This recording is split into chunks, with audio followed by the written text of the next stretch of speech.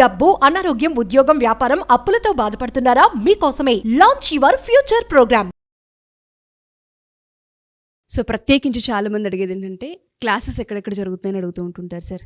ఈసారి క్లాసెస్ ఎక్కడెక్కడ నిర్వహించబోతున్నారు, డేట్స్ ఏంటి, ఏరియాస్ ఏంటి? ఓకే అమ్మా, మనకి ఇప్పుడు 2024 20 అక్టోబర్ వచ్చి మళ్ళీ హైదరాబాద్లో ఉంటుందండి. అలాగే 27 అక్టోబర్ వచ్చి బెంగళూరులో ఉంటుంది.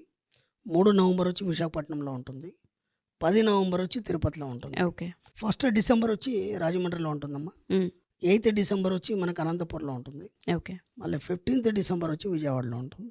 Sure sir. విధంగా వీలైనంత తొందరగా ఎన్రోల్ చేసుకోండి. అలాగే ఇంకో మీకు స్పెషల్ విషయం ఏంటంటే 22 డిసెంబర్ వచ్చి స్పెషల్ క్లాస్ ఉంటుంది. ఓ 22 డిసెంబర్ మనకి స్పెషల్ క్లాస్ ఉంటుంది. ఓకే. వీలైనంత తొందరగా స్పెషల్ క్లాస్కి ఎన్రోల్ చేసుకోవాలి. ఎందుకంటే లాస్ట్ టైం కూడా చాలా రష్గా ఉండింది. దాని గురించి నేను మళ్ళీ నెక్స్ట్ ఎపిసోడ్లో దాని గురించి ఎక్స్ప్లెయిన్ చేస్తాను. డెఫినెట్గా సార్. దాని గురించి వివరణ ఇస్తాను. Sure sir. Thank you sir. నమస్కారం డాక్టర్ శ్రీ ఆచార్య అనంతకృష్ణ స్వామి గారు. నమస్కారం అండి. 667 మనీ మంత్రాల్లో మనం మాట్లాడుకుందే రతన్ టాటా గారి గురించి. ధనికులం కదా అని చెప్పేసి మన సబ్జెక్ట్ రిలేటెడ్ అయినటువంటి కొన్ని కాన్సెప్ట్స్ ఏంటంటే ధనికులం. ఎస్. సో కొన్ని కాన్సెప్ట్స్ కాబట్టి మన కులం కాబట్టి మాట్లాడు. Yes, fully contentment life.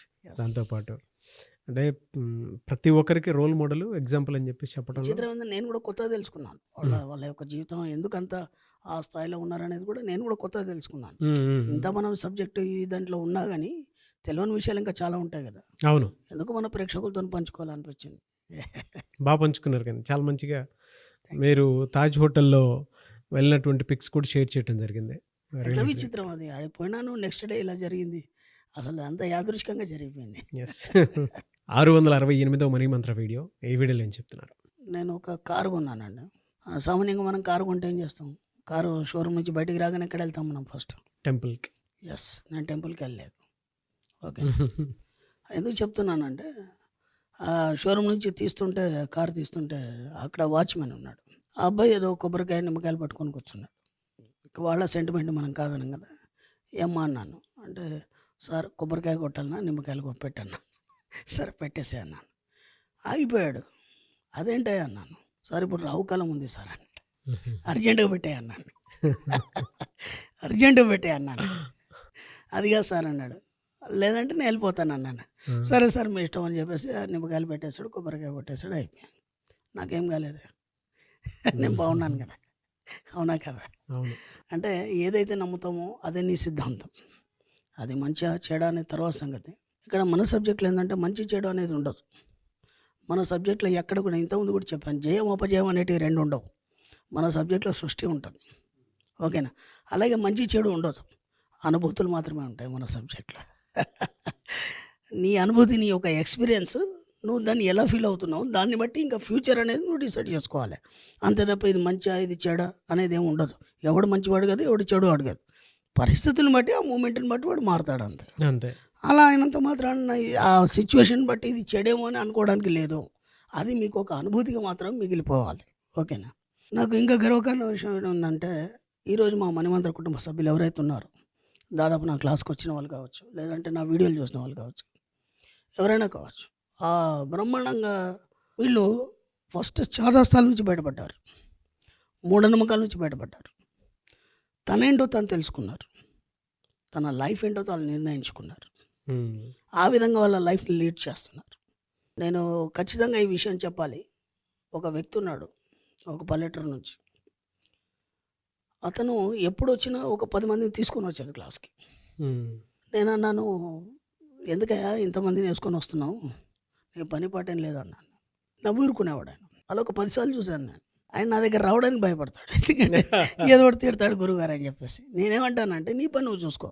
మన సబ్జెక్ట్లో మనం పక్కవాడిని పట్టించుకొని మనం ఉద్ధరించాల్సిన అవసరం లేదు. నువ్వు ఉద్ధరించబడితే నిన్ను చూసి పక్క వాళ్ళు వస్తారు ఆటోమేటిక్గా. కానీ నువ్వు ఒక్కొక్కరిని ఎంతకన్నా ఉద్ధరించుకుంటూ కూర్చుంటావు. కానీ తర్వాత తెలిసింది నాకంటే గొప్పవాడైనా అని. మనం అనుకుంటున్నాం నువ్వు ఇంతమంది ఉద్ధరిస్తున్నావు, ఇది చేస్తున్నావు, అది మనం ఏం లేవు ఆయన ముందర అని తర్వాత అర్థం. ఎందుకనే చెప్తా. రీసెంట్లీ కూడా ఒక కొత్త కారు కొన్నాడు ఆయన. పెద్ద కారు కొన్నాడు, మామూలు కారు టయోటా ఏదో కొన్నాడు. 15 మందిని తీసుకొని వచ్చాడు క్లాస్కైనా. నేను అక్కడికి వెళ్ళగానే పోలో అని అందరు దిగుతున్నారు దాంట్లోంచి. ఇంట్లో వీళ్ళందరూ దీంట్లోనే వచ్చారు. అసలు 10-15 మంది నిరికిచ్చాడు. మళ్ళీ ఆయన ముందుకు వచ్చి నవ్వి నమస్కారం గురుగారు అన్నాడు. ఏమయ్యా ఇదంతా ఏంది ఇది, వీళ్ళందరూ ఎందుకు తీసుకొచ్చావు అన్నాను. లేదు గురుగారు క్లాసుకు తీసుకొచ్చాను.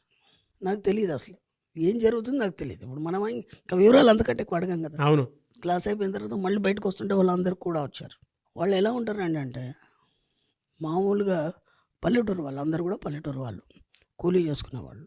అప్పుడు అందరు నా దగ్గరకు వచ్చి గురుగారు ఒక ఫోటో అందరితో ఫోటో ఇచ్చేసాను. తర్వాత ఆయనకి పిలిచా, నీకు ఇంతకుముందు చెప్పాను, ఇప్పుడు చెప్పాను, ఇంతమందిని వేసుకొస్తున్నావు నువ్వు, అసలు నీకు బుద్ధి ఉందా, అసలు ఏమనుకుంటున్నావు నువ్వు, వాళ్ళని ఎందుకు ఇబ్బంది పెడుతున్నావు నువ్వు?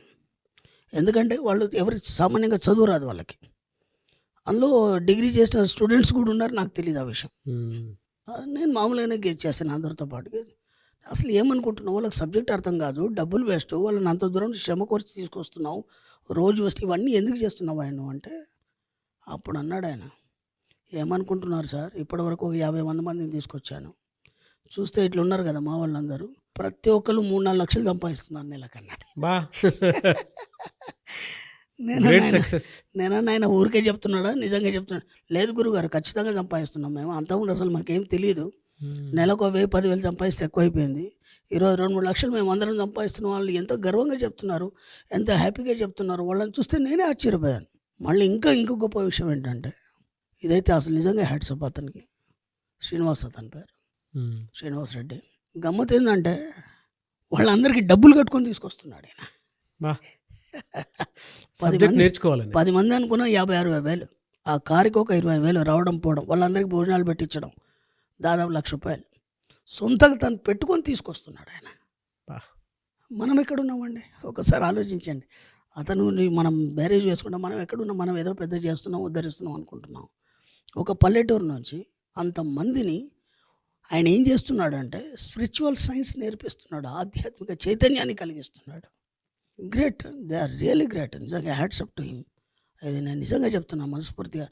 మనం ఏదో అనుకుంటున్నాం కానీ వాళ్ళందరినీ, వాళ్ళ పాపం ఎంత మామూలు జనాలు వాళ్ళు, నేనే ఆశ్చర్యపడిన, వీళ్ళకి సబ్జెక్ట్ ఏం అర్థమవుతుంది రా అని. అలాంటిది వాళ్ళు ఎంత బాగా చెప్తున్నారు, ఒక్కొక్క అఫర్మేషన్స్ కానీ అవి కానీ. రీసెంట్లీ నన్ను ఇన్వైట్ చేశారు, మన ఛానల్ నుంచి ఒక చిన్న ప్రోగ్రాం చేస్తున్నాం మనం, మీ ఊరికి మీ గురుగారు మీ ఇంటికి అని చెప్పేసి, మీతో మీ గురుగారు మీ ఇంటికి ఇన్వైట్ చేశారు. ఒక 100 మంది వచ్చారండి. వాళ్ళందరూ చూస్తే నేనే ఆశ్చర్యపోతున్నాను, వాళ్ళు ఎంత చక్కగా వాళ్ళే కాదు పిల్లలతో సహా ఎంత చక్కగా అఫర్మేషన్ చెప్తున్నారు, ఏమో చెప్తున్నారు సబ్జెక్ట్ గురించి. ఇక్కడ దాకా వెళ్ళిపోయిందా, ప్రతి మూలకి ఎక్కడెక్కడికో పల్లెటూళ్ళకి ఎంతమంది జనాలకి మన సబ్జెక్ట్ వెళ్ళిపోయిందంటే, వెళ్ళిపోవడం కాదు, వాళ్ళందరూ కూడా దాన్ని రియలైజ్ అయ్యి వాళ్ళు పాటిస్తున్నారు. ఈరోజు వాళ్ళెవరు కూడా ఏదైనా ముహూర్తాలు కానీ ఏదైనా కావాలనుకుంటే, లేకపోతే ఏదైనా సిచ్యువేషన్ వచ్చినప్పుడు, ఇంతకుముందు అయితే జ్యోతిషుల దగ్గర పోయేది, ఈరోజు పోవట్లేదు, ప్రతిదానికి డాక్టర్ల దగ్గరికి వెళ్ళట్లేదు. ఎందుకంటే నేను సంపూర్ణ ఆరోగ్యంగా ఉన్నాను అనుకుంటున్నారు కదా, అందరూ హెల్తీగా ఉన్నారు. ఓకేనా? ఇంకా విచిత్రం ఏంటంటే ఎవరు మాటలు వినడం లేదు. ఆధ్యాత్మిక చైతన్యం ఎందుకు చెప్తున్నానంటే, ఎప్పుడు ఎవరి మాటలు వింటాం మనం అంటే, మనలో ఎప్పుడైతే లో ఫ్రీక్వెన్సీలో ఉంటామో అప్పుడే మనం ఎటువాడు మాట వినడానికి సిద్ధంగా ఉంటాం మనం. అర్థమైందా? నువ్వు హై ఫ్రీక్వెన్సీలో ఉన్నప్పుడు ఎవడి మాట వినవు, ఎందుకంటే నీ ఐక్యూ లెవెల్ పెరుగుతుంది, నీ యొక్క ఆలోచన విధానం పెరుగుతుంది. అట్లాంటప్పుడు నువ్వు ఎవడి మాట వినవు. ఆ స్థాయికి వెళ్ళిపోయినారు వాళ్ళందరూ కూడా. అది నిజంగా గ్రేట్ కదా. అసలు వాళ్ళని చూస్తే నేనే ఆశ్చర్యపోయాను, వీళ్ళు ఇంత స్థాయికి వెళ్ళిపోయారా, ఇంత సంపాదిస్తున్నారా, బ్రహ్మాండంగా సంపాదిస్తున్నారు అందరూ. అసలు ఎక్కడ కూడా ఎవరేం చెప్పినా వినడం కానీ అట్లాంటిది ఏమీ లేదు. అంతకుముందు ఏవేవో ఎక్కడ పడితే అక్కడ పోయేది, ఏవో మొక్కులు అనేది అది అనేది. ఈరోజు ఏం లేదు, ఓన్లీ మనీ మంత్ర, ఓన్లీ డబ్బు. ఒకటే మాట చెప్తున్నారు, నేను, డబ్బు, విశ్వం. ఈ 3 మాటలు వాళ్ళకు అదొక ఊత పదంలాగా అయిపోయింది. కూర్చుంటే లేస్తే థ్యాంక్ యూ, ఎంత మంచి గ్రాటిట్యూడ్ నేర్పించినాం మనం, యాటిట్యూడ్ గ్రాటిట్యూడ్ అన్నీ నేర్పించినాం మనం. అది చాలా గ్రేట్. కాబట్టి నాకు చాలా గర్వంగా ఉంది, మన టీవీ ద్వారా కావచ్చు, ఇంకేదో విధంగా కావచ్చు, ఇంతమంది మణిమంత్ర కుటుంబ సభ్యులకి మనం అందరం కలిసి ఆధ్యాత్మిక చైతన్యాన్ని నేర్పినాం. కాబట్టి వాళ్ళు ఆ స్థాయిలో ఉండి అంత ఉన్నత స్థాయికి వెళ్ళడం అనేది చాలా నిజంగా సంతోషం, చాలా హ్యాపీగా ఉంది, నాకు చాలా గర్వంగా కూడా ఉంది వాళ్ళందరి పట్ల. రియలీ గ్రేట్ అండి. అంటే విజయము అపజయము అనేటువంటి విషయం పక్కన పెట్టేస్తే సృష్టి మన సబ్జెక్ట్లో సృష్టి ఈ సబ్జెక్ట్ సంబంధించినటువంటి వాటిలో సృష్టి, మంచి చెడు అనేది లేదు, మంచి చెడు అనుభూతి మాత్రమే పనిచేస్తుంది మన సబ్జెక్ట్లో, మంచి చెడు లేదు. అంటే ఇప్పుడు మీరు ఒక చెడు చేశారనుకోండి, దాని యొక్క అనుభూతి ఎలా ఉంటుంది, మీకు బ్యాడ్గానే ఉంటుంది కదా. ఇంకోసారి చేస్తావా చేయవు, దాంతో నువ్వు మార్చుకుంటావు, మంచిగా మార్చుకుంటాం. అంటే చెడు అనే ఆలోచన రాదు. అర్థమైందా? కాబట్టి అనుభూతి మాత్రం ఇక్కడ పనిచేస్తుంది తప్ప మంచి చెడు అనేది లేదు. అర్థమైంది? కాబట్టి మన సబ్జెక్ట్లో అన్ని ఎక్స్పీరియన్స్ మాత్రమే ఫీల్ అవుతాం. అది మంచి చెడు లేదు, అనుభూతులు ఉన్నాయి. జయం లేదు, అపజయం లేదు, సృష్టి ఉంది. వాటిని వాళ్ళందరూ పుణికిపుచ్చుకొని మంచి ఉన్నత స్థాయికి వెళ్ళిపోతున్నారు. వాళ్ళందరికీ నా తరఫున కృతజ్ఞతలు. మనం ఏం ఫీల్ అవుతాం అది ఎక్స్పీరియన్స్ అవుతాం అని చెప్పడానికి మనీ మంత్ర సబ్జెక్ట్ మాత్రం ది బెస్ట్ అని చెప్పడంలో ఏమాత్రం సందేహం లేదు. ఎందుకంటే ఆయన శ్రీనివాస్ గారు అంతమందిని తీసుకొని రావటం అంటే మాటలు కాదు, ఆధ్యాత్మిక చైతన్యమే కాదు, అసలు ఆర్థిక పట్టించుకోలేదు. చైతన్యాన్ని కూడా ఆయన అంతే కదా, ఆధ్యాత్మిక చైతన్యంతో పాటు ఆర్థిక చైతన్యం తీసుకొచ్చాడు ఆయన. నేను కాదు తెచ్చింది ఆయనే. నేను చెప్పొదిలి పెట్టి అసలు వాళ్ళు ఎవరు కూడా తెలియదు. వాళ్ళని పట్టుకొని మళ్ళీ ప్రతి ఒక 10 daysకు ఒక వీక్లీ మీటింగ్ పెట్టుకుంటారంట వాళ్ళందరూ. ఏమేమి అఫర్మేషన్ చేశారు, ఏమేమి చేశారు.